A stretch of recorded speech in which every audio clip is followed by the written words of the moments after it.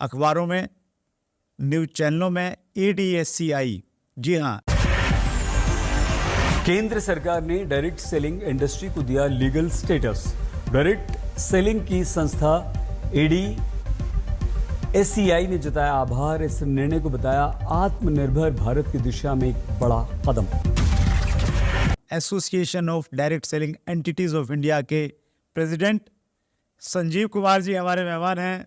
Sanjeev sir, बहुत बहुत स्वागत है चैट विद सुरेंद्र में। Thank you sir, thank you so much Surendra sir. सबसे पहले चैट विद सुरेंद्र बस हिंदुस्तान के डायरेक्ट सेलिंग के सबसे बड़े शो में आपने मुझे आमंत्रित किया, इसके लिए बहुत बहुत शुक्रिया। Thank you so much. Thank you so much Sanjeev sir. आपके शब्दों की बड़ी वैल्यू है। जब भी आप कुछ बोलते हैं तो पूरी इंडस्ट्री उसको बड़ी गंभीरता के साथ में लेती है, और आपने सबसे बड़ा शो बोला है तो आज तक लोग सीरियस नहीं ले रहे थे, तो आज तो वो सीरियस ले लेंगे। Thank you. जैसे मैं बता रहा था संजीव सर, आपके कमिंग सून के वीडियो पे इतने सारे कॉम्प्लीमेंट्स थे सर, 4 घंटे लग गए। और उससे मालूम चला कि आपको लोग किस अंदाज में प्यार करते हैं, किस रूप में आपको देखते हैं। कुछ पढ़ के सुनाता हूँ। तीर्थेंद्र तिवारी ने लिखा है, आ गया है वह समय जिसका था हमें इंतजार, आ रहे हैं डायरेक्ट सेलिंग के असली हीरो। श्यामलाल जी ने लिखा है, लाखों लोगों के दिलों की धड़कन, डायरेक्ट सेलिंग को पहचान दिलाने वाले महानायक 21वीं सदी के हीरो। महावीर ने लिखा है, डायरेक्ट सेलिंग इंडस्ट्री को व्यावसायिक बिजनेस स्थापित करने वाले सदी के महानायक, गरीबों के मसीहा और ईमानदारी नेक नीति के साथ में लाखों लोगों के घरों में आयुर्वेद के माध्यम से खुशियां लाने वाले डॉक्टर संजीव सर, आपका दिल की गहराई से हार्दिक स्वागत है।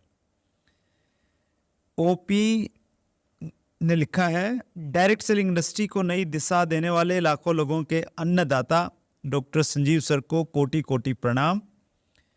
अमर जायसवाल ने लिखा है, डायरेक्ट सेलिंग में भी मिस्टर संजीव कुमार जी एक महादेव का रूप हैं, जो इस इंडस्ट्री को खराब कर रहे उनके लिए सबक सिखाने के लिए खुद महादेव अवतरित हुए हैं इस धरती पर, संजीव गुरु जी के रूप में।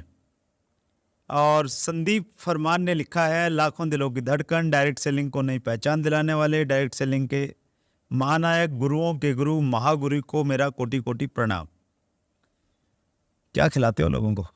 कुछ नहीं है। सबसे पहले तो इन सभी लोगों का बहुत बहुत शुक्रिया अदा करता हूँ कि इन्होंने इतने अच्छे कॉम्प्लीमेंट दिए। शायद मैं इसके लायक नहीं हूँ, लेकिन कोशिश करूँगा, मेहनत करूँगा कि ये मुझे कॉम्प्लीमेंट कनेक्ट कर पाए एक दिन।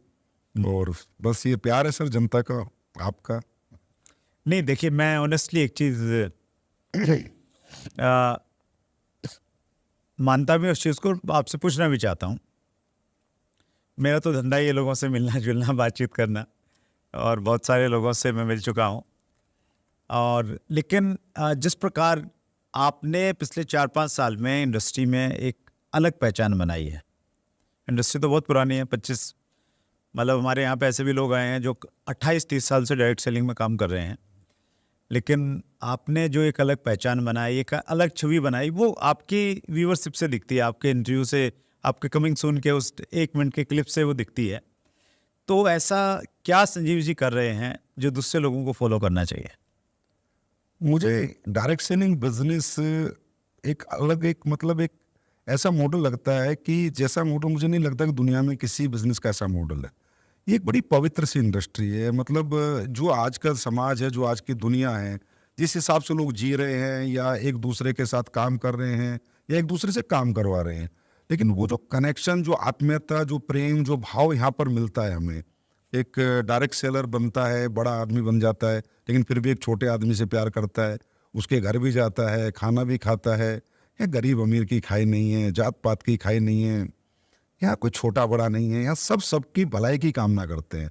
तो ऐसा मुझे लगता है इससे बड़ा धर्म का और पवित्र काम शायद मेरे हिसाब से इस दुनिया में कोई नहीं है। तो उसी तरीके से इसमें पवित्रता होनी चाहिए, वही कमिटमेंट होने चाहिए और वही सच्चा भाव होना चाहिए इस इंडस्ट्री के प्रति। तो मुझे लगता है दुनिया की भगवान ने सबसे खूबसूरत इंडस्ट्री बनाई है। तो सच्चा भाव, कमिटमेंट, सारी दूरियां मिटा के काम करें तो संजीव जी जैसी ख्याति प्राप्त की जा सकती है। नहीं, हाँ बिल्कुल, मुझसे भी बेहतर हो सकते हैं। That's great. मेरे पास में बहुत सारी क्वेश्चंस हैं, मेरे दिमाग में जहन में घूम रहे हैं, मैं आपसे पूछूंगा एक एक करके, लेकिन उससे पहले थोड़ा सा वो व्यूअर जो आपको नहीं जानते हैं, थोड़ा सा एक बैकग्राउंड बता दीजिए, अब तक की जर्नी कैसे रही। मैं आर्मी में जॉब करता था। 2007 में अचानक मुझे डायरेक्ट सेलिंग देखने का मौका मिला, और इस इंडस्ट्री का जो नेचर ऑफ बिजनेस देख के मैं प्रभावित हुआ था कि यहाँ आपको अपने साथ साथ लोगों को भी कैरियर देना है, लोगों को भी बड़ा बनाना है, और आप बिना लोगों के बड़े बनाए आप बड़े नहीं बन सकते। और दूसरा लगा कि यहाँ कोई भी middle class, lower middle class, upper middle class या हायर क्लास जो मर्जी चाहे वो यहाँ मान, सम्मान, पहचान और पैसा सब कुछ कमा सकता है। अब एक इंसान की जिंदगी में अगर मान, सम्मान, पहचान, पैसा कमाने का मौका कोई इंडस्ट्री दे तो मुझे लगा तो दुनिया की सबसे खूबसूरत इंडस्ट्री है। आए, काम किया, 2007 से 2013 तक काम किया, फिर एक बार इस इंडस्ट्री से मनी उठ गया, फिर रिजाइन कर दिया। अच्छा। और फिर अब जिंदगी में नेटवर्क मार्केटिंग नहीं करेंगे, ऐसा सोच लिया, लाइफ में कभी नहीं करेंगे, बिल्कुल काटा मार दिया जिंदगी में। फिर लेकिन वही है सर, ये एक ऐसी इंडस्ट्री है, ये ऐसा रस दे देती है कि इंसान रसपान करता ही रहता है। तो थोड़ा इसकी नॉलेज लेते रहे, ज्ञान लेते रहे, यार क्या सही होता है, क्या एथिकल होता है, क्या अनएथिकल होता है, क्या वाकई में इंडस्ट्री अनएथिकल है या ये एथिकल है, तो वो उस मझधार में फंसे रहे। लेकिन 2014 में उससे निकलने का मौका मिला, फिर 2014 से आज अपना काम कर रहे हैं। That's great, wonderful sir. एक चीज़ मैं व्यूअर को शेयर करना चाहता हूँ। देखिए, हमारे देश में डायरेक्ट सेलिंग इंडस्ट्री की शुरुआत 1990s यानी 1990 के बाद में हुई, और स्पेशली 1996 के बाद में कुछ विदेशी कंपनियां हमारे देश में आई, तो थोड़ा गति मिली डायरेक्ट सेलिंग इंडस्ट्री को।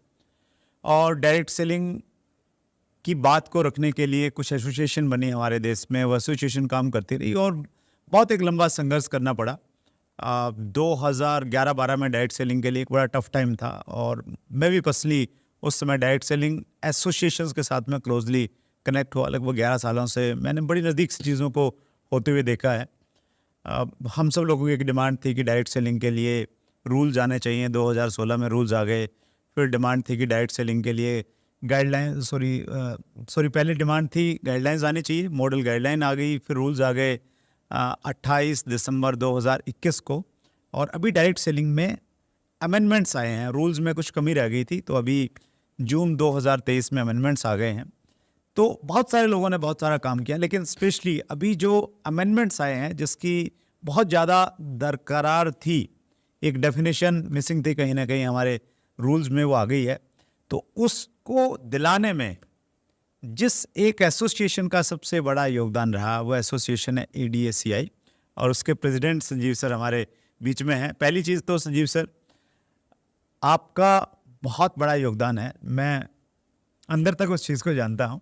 तो पूरी इंडस्ट्री की तरफ से मेरे पास में मौका है आपका धन्यवाद करने के लिए, Thank you so much. और आपको सैल्यूट करने के लिए। आपने इंडस्ट्री के लिए बहुत अच्छा काम किया है, बहुत बड़े कन्फ्यूज़न को आपने दूर करवा दिया है। एक बात छोटा सा कहना चाहूँगा सर, और ये जान के आप बड़े आश्चर्यचकित होंगे, और शायद भरोसा ना करें, मैंने लड़ना आपसे सीखा है। अरे सर। देखिए सर, जब ये इंडस्ट्री 2011-12 के उस दौर से गुजर रही थी सर, तो आपने एक ऐसी लड़ाई लड़ी जो इतिहास बन गई देश में। तो जब मैं आपके संपर्क में आया और मैंने वो आपको मिला और देखा, तो मैंने कहा यार, जब 2011-12 में जब कुछ भी नहीं था, तब सुरेंद्र सर इतने बड़े स्टेप लिए, इतनी बड़ी लड़ाई लड़के इंडस्ट्री को किसी हद तक गाइडलाइंस दिलवाई, सेव किया। तो सर इंस्पिरेशन तो आप ही। जबरदस्त। देखिए, मेरा ये मानना है संजीव सर, कोई भी ऑर्गेनाइजेशन है ना, उसको समय समय पे कुछ लोग लीड करते हैं और वो आगे लेके जाते हैं, और वो जब इन दिनों संजीव जी ने संभाला हुआ है, तो ये देख के मुझे बहुत अच्छा लग रहा है। सो बहुत बढ़िया, बहुत सारी बातें करेंगे संजीव सर। ADACI और दूसरे एसोसिएशन ने काम किया, लेकिन ADACI ने लीड किया स्पेशली अमेंडमेंट्स को लाने में। आगे क्या प्लानिंग है? ADACI अब गवर्नमेंट से क्या चाह रही है कि इंडस्ट्री के लिए क्या होना चाहिए? सर ADACI चाहती है कि इंडस्ट्री को वही रेपो मिले जिसकी ये हकदार है, और इंडस्ट्री को हिंदुस्तान का हर आम नागरिक समझे। वो हमारे साथ एसोसिएट हो चाहे ना हो, लेकिन वो हमारी इंडस्ट्री को उन्हीं नज़रों से देखे जिसके लायक इंडस्ट्री है, जो यहाँ पर आत्मीयता है, जो प्यार है, जो रोजगार है, जो हर बच्चे को आज एम्प्लॉयमेंट होने का मौका मिल रहा है यहाँ पर, बड़े को, बुजुर्ग को, एज लिमिट नहीं, कास्टिज्म नहीं, कुछ तो नहीं है यहाँ पर। राइट। तो वो हमारे को अधिकार मिलने चाहिए, और उसके लिए हम लोग चाहते हैं कि गवर्नमेंट इथिकल और अनइथिकल का डिफरेंस थोड़ा क्रिएट करे। उसके लिए अभी एडीसीआई की नेक्स्ट लड़ाई जो ये है, गवर्नमेंट से बातचीत है, जो भी है कोशिश करेंगे, बातचीत से बात बने सारी, कि हम चाहते हैं कि गवर्नमेंट एसोसिएशंस के साथ एसोसिएट होकर एक कमेटी फॉर्म करे। अच्छा। जैसे कि इंश्योरेंस रेगुलेटरी आईआरडी है, जैसे शेयर मार्केट को सेबी कंट्रोल करती है, ऐसी एक कमेटी एसोसिएशन के साथ मिलकर गवर्नमेंट बनाए जो कि इस डायरेक्ट सेलिंग को कंट्रोल करे इंडिया में, और इथिकल डायरेक्ट सेलिंग को ज्यादा बढ़ावा दे। और जो अनइथिकल डायरेक्ट सेलिंग है, जो बिल्कुल ही एक नए उसी माइंड से आते हैं कि भाई यहाँ लोगों के इमोशंस का फायदा उठाओ, लोगों के रिलेशंस का फायदा उठाओ, कुछ भी प्रोडक्ट बेचो, कुछ भी प्लान बनाओ, नॉन कैलकुलेटिव प्लान बनाओ, कहीं से उठा के प्रोडक्ट बेच दो, ऐसे लोगों पे थोड़ा कड़ा शिकंजा गवर्नमेंट कसे। उसकी हमारी बातचीत अभी गवर्नमेंट से चल रही है। मैंने संजीव सर हमारे 50वें एपिसोड में जो हमारा गोल्डन जुबली एपिसोड था, हेम पांडे सर हमारे गेस्ट थे, उनसे मैंने स्ट्रेट फॉरवर्ड यही प्रश्न पूछा था कि सर हम चाहते हैं कि डायरेक्ट सेलिंग पे रेगुलेटरी बॉडी बने, कब बनेगी? तो उनका रिप्लाई था कि अभी आपकी इंडस्ट्री का साइज़ बहुत छोटा है, गवर्नमेंट को अगर कोई नई चीज़ लेके आएगी तो उसमें मैन पावर चाहिए, उसमें पैसा लगेगा, तो आपकी इंडस्ट्री का साइज़ अभी इतना बड़ा है ही नहीं। साइज़ बड़ा होगा तो शायद सरकार उस बारे में सोचेगी। तो साइज़ बड़ा कैसे हो इंडस्ट्री का, सब लोग मिलके और बड़ा काम करें, कितना पोटेंशियल आपको दिखता है इंडिया में? देखिए सर, साइज इंडस्ट्री का जब भी बड़ा हो सकता है जब ये स्विचनेस खत्म हो। मतलब ये जो अभी कोई कंपनी आएगी, अचानक से किसी को इम्प्रेस करेगी, अपने उल्टे सीधे प्रमोशन करेगी, साइज बड़ा होता है सर। जो कंपनियां ऑलरेडी स्टेब्लिश कंपनियां हैं, चाहे वो 50 हैं, चाहे वो 100 हैं, चाहे 200 हैं, लेकिन जो स्टेब्लिश कंपनियां, वहीं पर रहकर लोग बड़ा काम करें। क्योंकि जब ये स्विच होता है इधर से उधर, तो कहीं ना कहीं टर्नओवर्स में फर्क पड़ता है, कहीं ना कहीं डिस्टर्बेंस क्रिएट होता है, कहीं ना कहीं एथिकल अनएथिकल की लड़ाइयाँ शुरू हो जाती हैं, कहीं ना कहीं मार्केट में एक नेगेटिव मैसेज आता है। जैसे आज आप देखिए कि आज आप देख रहे हैं कि कोई लीडर कहीं इधर उधर जाता है तो यूट्यूब वगैरह पे आके, फेसबुक वगैरह पे बातें करता है, तो जो आम जनता है वो ये देखती है कि यार ये इंडस्ट्री शायद हमारे लायक नहीं है। हमें आम जनता को ये बताना होगा, अपनी इंडस्ट्री को इतना एथिकल वे में करना होगा कि आम जनता ये भरोसा करे, yes I will be the part of this industry. मैं बेशक इस इंडस्ट्री में काम ना करूं, क्योंकि सर ये ओनली फॉर एम्प्लॉयमेंट नहीं है, ओनली फॉर मनी नहीं है, ये प्रोडक्ट बेस्ड इंडस्ट्री है। मैं इस कंपनी के साथ काम ना करूं लेकिन इसका प्रोडक्ट यूज करूं। तो जब लोगों का रुझान, हिंदुस्तान की 145 करोड़ जनता का रुझान हमारे प्रोडक्ट की तरफ आकर्षित होगा, लोग हमारे प्रोडक्ट से प्रभावित होंगे और हमारे प्रोडक्ट इस लायक होंगे कि लोग उन्हें खरीद सकेंगे, यूज कर सकेंगे और लोग हमारे यूजर बनेंगे, मेरे हिसाब से इंडस्ट्री का साइज तब बहुत बड़ा बनेगा। That's great sir. एक प्रश्न मैं और पूछना चाहता हूँ, उसको कहीं ना कहीं आपने टच किया। ऐसे कुछ उदाहरण देखने को मिलते हैं, एक व्यक्ति किसी ठीक ठाक अच्छी कंपनी में काम कर रहा था, रेप्यूटेड कंपनी थी, पुरानी कंपनी थी, पैसा भी ले रहा था, नेटवर्क भी था, वो अचानक किसी ऐसी जगह चला जाता है जिसका फ्यूचर एक आम आदमी भी समझ सकता है कि अंधकार में है, शायद पैसा मिल जाएगा उसको ज़्यादा। तो ऐसी प्रवृत्ति क्यों होती है लोगों की? आपने भी कुछ लोगों को देखा होगा और उनके संपर्क में कुछ लोग आते हैं, तो उनको आप क्या संदेश देना चाहेंगे सर? सर मुझे लगता है मतलब ये इंडस्ट्री तो इतनी इमोशनल इंडस्ट्री, इतने टच रहता है एक लीडर का अपने डाउनलाइन से, डाउनलाइन का अपने अपलाइन से, एक सालों का रिश्ता हो जाता है, सालों साथ काम करते हैं, सालों साथ घूमते हैं, सालों टूर करते हैं। मैं तो कहता हूँ भाई से भी ज़्यादा बड़े रिश्ते बन जाते हैं लोगों के। लेकिन अगर एक व्यक्ति किसी भी ऐरी गैरी कंपनी में आकर किसी लालच में अगर जा रहा है, देखिए सर बिना लालच के कोई नहीं जाता, कोई ना कोई लालच उसको वहाँ पर मिलता है, तो उसको लगता है मैं जो यहाँ नहीं कर पाया इससे ज़्यादा वहाँ कर पाऊंगा। अच्छा, कुछ लोग तो कमाते कमाते भी स्विच करते हैं, आप देख ही रहे हो, क्रिप्टो में भी स्विच करते हैं, इन्वेस्टमेंट प्लान में स्विच करते हैं, कुछ ऐसी कंपनी में स्विच करते हैं प्रोडक्ट बेच, जिनका प्रोडक्ट सिर्फ एक मखोटा है, प्रोडक्ट सिर्फ मखोटा है, लेकिन वो लोग सिर्फ अपने लालच के लिए, हजारों लोग जिन्होंने उससे प्यार किया, हजारों लोग जिन्होंने उसे अपना आइडल माना, हजारों लोग जिन्होंने उसे अपना गुरु माना, उसको छोड़ के कुछ निकल जाता है। लेकिन छोड़ कर नहीं निकलता सर, उनको ले जाने की भी कोशिश करता है। अच्छा जब लगे कि अगर एक व्यक्ति कहीं जा रहा है, उसको नहीं समझ में आ रहा, तो अगर उसमें वाकई में सेल्फ डिसीजन मेकर है, वाकई में वो अपने डिसीजन पे गर्व करता है, तो उन लोगों को ना लेके जाए, अकेला जाए, काम करके दिखाए। लेकिन इसी वजह से इंडस्ट्री के अंदर जो हम चाहते हैं कि इथिकल वे नेटवर्क मार्केटिंग हो, इथिकल हमारे आम समाज हमें इज्जत दे, सम्मान दे, ये सब चीज़ें बंद होंगी सर, एक दिन ऐसा ज़रूर होगा। लेकिन मैं यही कहूँगा कि ऐसे इनको मैं क्या बोलूँ, ये लीडर नहीं, मतलब लीडर ही हैं, ऐसे लालची लोगों के साथ अगर कोई व्यक्ति लालच में जिंदगी लगाएगा तो कभी ना कभी खत्म होगा, और कोई कैरियर में जिंदगी लगाएगा तो उसका कैरियर पक्का बनेगा। तो लोगों को अपने कैरियर पे ध्यान देना है, लालच पे ध्यान नहीं देना। ऐसे लालची लोगों को बाइकआउट करें। और अभी हम लोग तो एक रूल ला रहे हैं DCI में कि जो भी लोग बड़े बड़े लीडर्स इधर उधर स्विच होते हैं उनको हम ब्लैक लिस्टेड करने वाले हैं। अरे वाह, और ब्लैक लिस्टेड करने के बाद हम अपनी वेबसाइटों पे डाल देंगे। वो हिंदुस्तान की जितनी भी बड़ी कंपनी उनमें कहीं भी जीवन में ज्वाइन नहीं कर सकता। अगर वो एक बार इन्वेस्टमेंट प्लान में चला गया है तो अब जीवन भर इन्वेस्टमेंट करेगा, प्रोडक्ट बेस में हम उसे आने नहीं देंगे। क्या बात है सर। आई थिंक मलेशिया में एक ऐसा कानून है, कानून नहीं मतलब एसोसिएशन ने ऐसा बनाया हुआ है कि जो लोग अनएथिकल प्रैक्टिस, और ये कुछ गिने चुने लोग रहते हैं सर, वो इधर उधर शिफ्ट होते रहते हैं, माहौल ख़राब करते हैं कहीं ना कहीं। मतलब जैसे पुलिस पे लिखा रहता है ना कि भाई ये जो है ना ये फरार बंदे हैं, तो वैसा कुछ आप प्लान कर रहे हैं कि ऐसा कुछ लेंगे? करेंगे ना सर। इंडस्ट्री एक हो रही है धीरे धीरे, सारी एसोसिएशन से एक हो रही हैं, सभी लोग आपस में बात करते हैं, सब लोग आपस में जुड़ चुके हैं, तो बातें चल रही है कि इन्हें ब्लैक लिस्टेड किया जाए। आज आप इन्वेस्टमेंट प्लान में चले जाओ तो 1-1.5 साल आप वहाँ पैसा बनता है, नहीं बनता, उसके बाद आप प्रोडक्ट बेस ढूंढते हो। तो आप एक ही डिसीजन लो ना, अपने डिसीजन पे मतलब अपने डिसीजन पे काबिज रहो, दिखाओ दुनिया को कि यार मैंने डिसीजन लिया, I take the decision and make the right.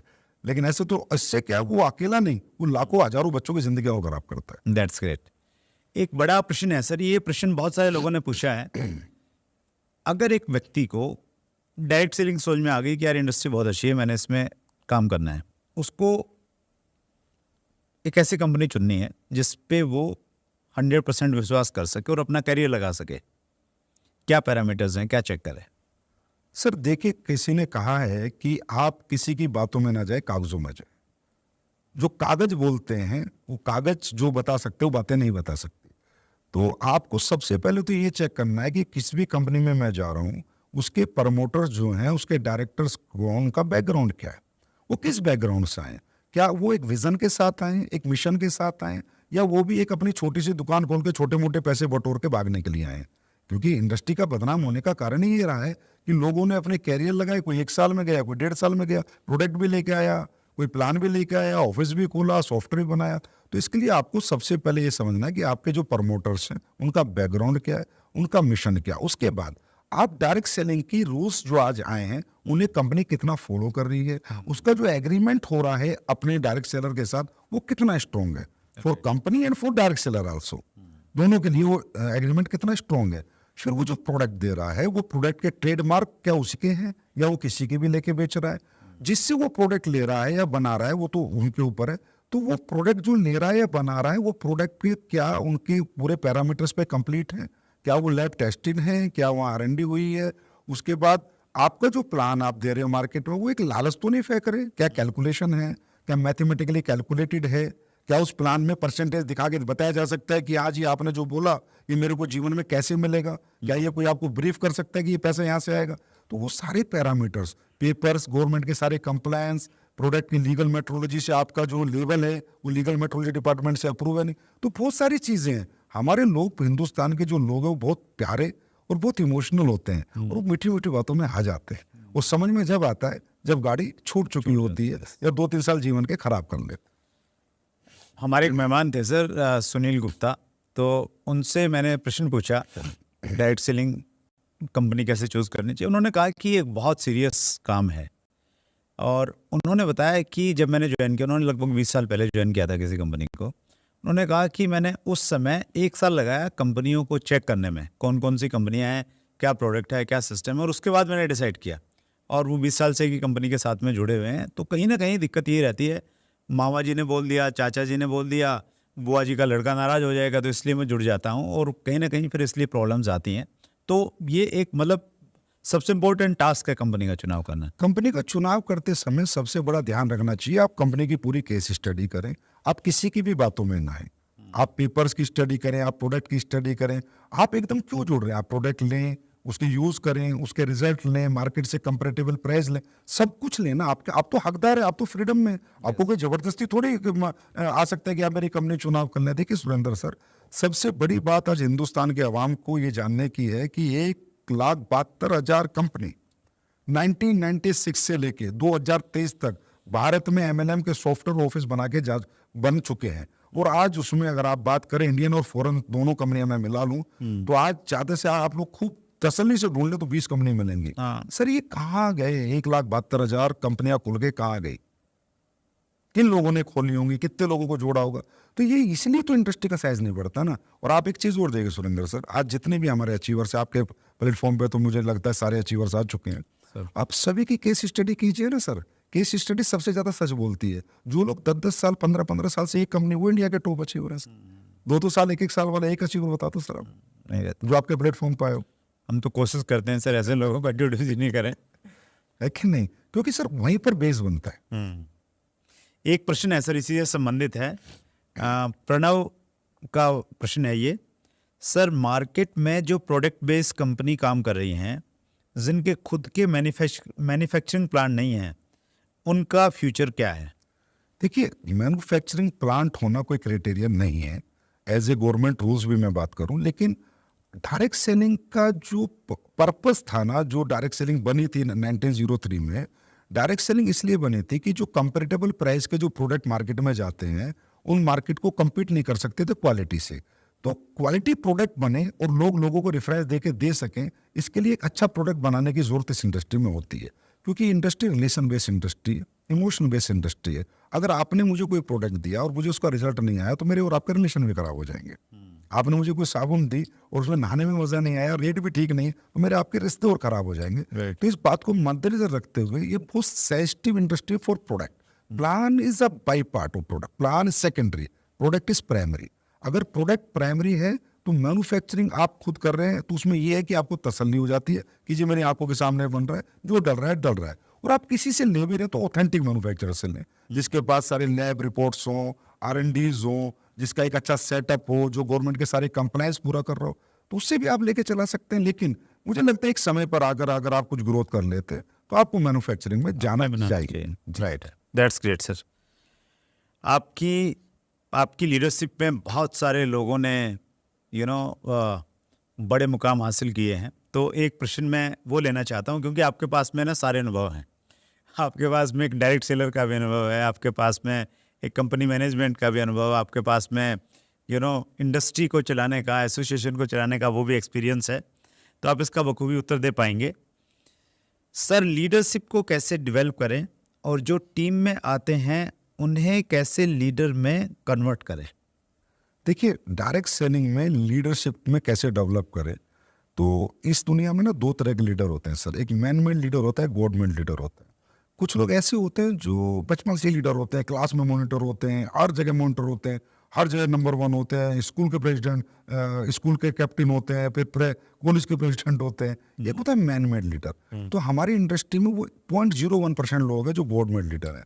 यहाँ मैन मेड लीडर बनाने की जरूरत। तो लीडरशिप कब खड़ी होती है? लीडरशिप का सबसे पहला पैरामीटर है रिलेशनशिप। कि जब कोई आपके साथ एसोसिएट हो रहा है, आप उसके साथ अपने रिश्ते और व्यवहार कैसे रखते हैं। अगर आप बॉस का, जो इस इंडस्ट्री में बनता नहीं है, सीनियर का, ईगो का, ईर्ष्या का व्यवहार रखेंगे, तो आपके साथ कोई लीडर नहीं बनेगा, और जो होगा वो भी छोड़ के चला जाएगा। तो सबसे पहले आप उसके साथ एक मजबूत रिलेशनशिप डेवलप करें, उसके बाद एजुकेशन डेवलप करें। यहाँ पर सर क्या मोटिवेशन बेस्ड बिजनेस नहीं है। मोटिवेशन लाइफ में क्या होता है कि स्टार्टअप होता है, यार मुझे ये काम करना है, मुझे डॉक्टर बनना है, इंजीनियर बनना है, नेटवर्कर बनना है, मोटिवेशन है। अब इसके बाद एक प्रोसेस शुरू होता है, वो प्रोसेस कंप्लीट कराएं, तो वो प्रोसेस होता है एजुकेशन का। हमारी इंडस्ट्री में मोटिवेशन का अभाव नहीं है। बच्चों में इतनी मेहनत करने की क्षमता है कि वो 20-20 घंटे काम कर सकते हैं, अभाव है एजुकेशन का। तो एजुकेशन, अगर आप लीडरशिप की एजुकेशन देंगे, इन्वॉल्व रखेंगे अपने साथ, उन्हें अपने साथ काम करा के एग्जाम्पल जनरेट करेंगे, होता क्या है, कहते हैं leader set an example. Leader पहले करके दिखाता है, फिर करवाता है। तो अगर आप चाहते हैं यार मेरा लीडर फॉलो अप अच्छा करे, तो आप उसके साथ जाके फॉलो अप करें ना। आप चाहते हैं मेरा लीडर सेमिनार बहुत अच्छा करे, तो पहले सेमिनार करके दिखाए ना, फिर उसको सेमिनार लेने का मौका दें। अब दिक्कत यहाँ पर क्या है, हीरो बनाना भी है और हीरो बनना भी है, तो दोनों चीजें नहीं हो सकती सर। अगर आप हीरो बनाने में विश्वास रखोगे तो लीडरशिप डेवलप होगी, और आप हीरो बनते ही रहोगे तो लीडरशिप डेवलप नहीं होगी, क्योंकि आप उनको मौका नहीं दोगे। आपको लगता है कि वो अच्छी ट्रेनिंग ले, तो उसको ट्रेनिंग लेके दिखाए, फिर उसको स्टेज दे दे, छोड़ दो, जैसा बोले बोलने देना, जैसा बोले बोलने दे, सेमिनार में जैसा बोले बोलने देना, बैठ जाए, बाद में जाके 5 मिनट में क्लोज कर दे, क्या हो गया, माहौल वही बन जाएगा। तो जो आपके अंदर डर है कि इसको स्टेज दूंगा, इसको नहीं दूंगा, इसको भेजूंगा, इसको नहीं भेजूंगा, ये डर आपकी लीडरशिप डेवलप नहीं होने देता। हाँ, मतलब हीरो बनना नहीं है, हीरो बनाना है। और दैट्स ग्रेट। गलतियां तो होंगी सर, जब आप जिम्मेवारी देंगे लोगों को, गलतियां करेंगे। हमने भी तो, सब लोगों ने गिर गिर के चलना सीखा है ना, तो वहाँ से भी मैसेज यही है। वंडरफुल सर, अद्भुत काम कर रहे हैं संजीव सर आप। और अगले इंटरव्यू में हम लोग और डिटेल में डायरेक्ट सेलिंग के बारे में थोड़ा बातचीत करेंगे। समय की लिमिटेशन है हमारे पास। एक बार फिर पूरी इंडस्ट्री की तरफ से मैं आपका एक बार फिर धन्यवाद करता हूँ कि डायरेक्ट सेलिंग के जो रूल्स में जो अमेंडमेंट्स आए हैं उसमें आपका बहुत बड़ा योगदान रहा। बहुत बहुत धन्यवाद Sanjeev sir. Thank you sir, thank you so much. Thank you. So ये थे संजीव कुमार जी, ADSCI के प्रेसिडेंट हैं। डायरेक्ट सेलिंग इंडस्ट्री को बहुत बड़ा मुकाम देना चाहते हैं, जज्बा बहुत बड़ा है, एक फौजी की तरह काम कर रहे हैं, डायरेक्ट सेलिंग इंडस्ट्री के सैनिक हैं। सो अगले मंगलवार को रात्रि 8 बजे फिर एक बड़ी शख्सियत से मुलाकात होगी। अपना ख्याल रखिएगा। बहुत बहुत धन्यवाद।